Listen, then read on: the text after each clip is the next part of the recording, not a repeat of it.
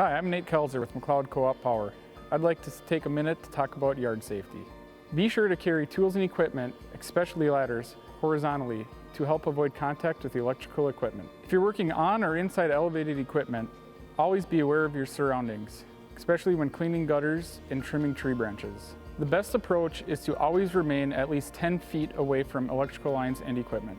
It is also important to know that there may be electrical lines buried beneath you. Always call Gopher State One Call at 811 before you do any digging, trenching, or excavating. Gopher One will notify utilities to mark locations of buried lines.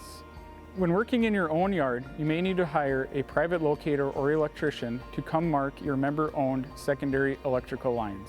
Remember, underground lines are just as dangerous as overhead power lines.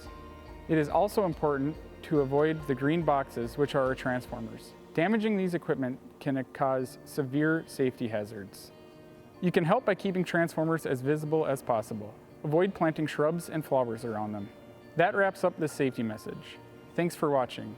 We encourage you to share this with your friends and family members. This could save a life.